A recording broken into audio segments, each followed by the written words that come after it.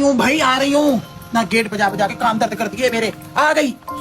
आँख खराब कर रखा है सच्ची। कौन है ऐसे बजा बजा के दिमाग खराब कर दिया? खुलता नहीं है क्या आपसे गेट?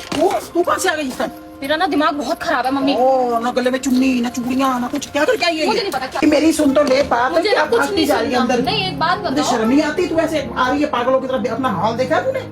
आपको हाल दिख रहा है, मेरा हुलिया दिख रहा है। गर्मी में लड़की आई है, कम से कम पानी तो पूछ लो। दे दूंगी पानी पूनी भी। मम्मी मैंने बोल दिया, मैं आज के बाद उस घर में कदम नहीं रखूंगी। मैं नहीं रह सकती उस जैसे आदमी के साथ। आपने मेरी कहाँ शादी कर दिया मम्मी? मेरा ना सिर फटने लगा और मैंने तो उसके बहन वाले को भी फोन कर दिया। ख्वाहिश अब सीधा नहीं आएगी और हम यहीं रहेंगे, मैं नहीं जाऊंगी। मेरा जो भी सामान है ना इस हफ्ते के अंदर अंदर लेके आना, बस। मुझे नहीं पता, मेरा दिमाग खराब हो इतना गया। बड़ा डिसीजन लेने से पहले तूने मुझसे या पापा से पूछा है? और दूसरी बात, जब तेरी हमने सगाई करी थी तब तो तूने बड़ी गप्पे मारी, तब तो तू घूमने भी चली गई उसके साथ, तब तो तू बड़ी तारीफें करती थी, आदमी बड़ा अच्छा है मेरा।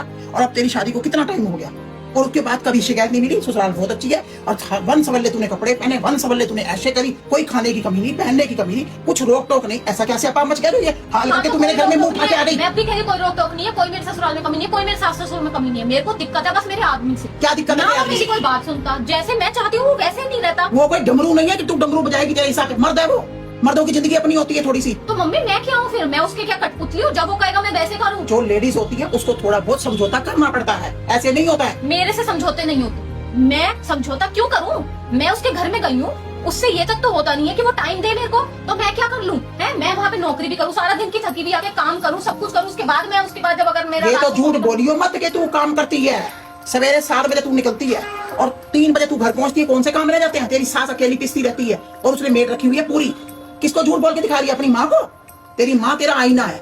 मैं वो उन माओं में से नहीं हूँ जो अपनी लड़कियों के घर बर्बाद करती हैं और शह देती हैं। जैसे आई है ऐसे उल्टे पैर भगाऊंगी, पानी भी नहीं दूंगी। उठा अपना सामान और निकल। मेरा घर नहीं, अब नहीं। आप आने दो, आप आने दो डैडी को, मैं उनसे बात करती हूँ। डैडी का डिसीजन भी मेरा ही होगा, जो मैं कहूंगी वही होगा इस घर में। मैं अपनी लड़की को अपने घर में ब्याही हुई और बच्चे की माँ को अपने घर में नहीं रखूंगी। आप मेरे को उस आदमी के साथ कैसे बांध सकते हो? मैं अब वो उस आदमी हो गया जब तक वो तेरे को घुमाता फिराता, मुझे करवाता है, खर्चे करता है। तो करेगा नहीं, शादी करिए, वो भाग नहीं फिर कैसे वो बन गया गलत आदमी? थोड़ी बहुत तो मियां बीबी की नोक झोंक होती रहती है, इसका मतलब ये होता है कि मुंह उठा के माँ के घर आ लो।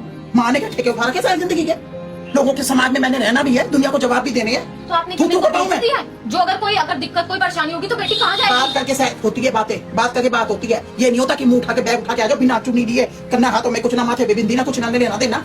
आदमी की दुश्मन बन गई, चाहे वो लड़का। मेरा कुछ नहीं लगता पर तेरा तो लगता है। तेरा तो बच्चे का बाप है। उस बच्ची के जिंदगी के बारे में सोच। जिस बच्ची की जिंदगी तुम दोनों से जुड़ी हुई है, उसका स्कूल के पैसे अभी ताजे ताजे भरे हैं। मैं ना पढ़ी लिखी हूँ, गवार नहीं हूँ, ठीक है ना? नौकरी कर लूंगी, अपने बच्चे को पाल लूंगी और पढ़ा भी लूंगी और उससे तो अच्छा ही कर लूंगी। पढ़े लिखे होने का क्या मतलब होता है? पढ़े लिखे होने का क्या मतलब है कि अपने अंदर ईगो भर लो? तो पढ़े लिखे होने का मतलब ये होता है कि अपनी सेल्फ रिस्पेक्ट पे उंगली मत उठने दो।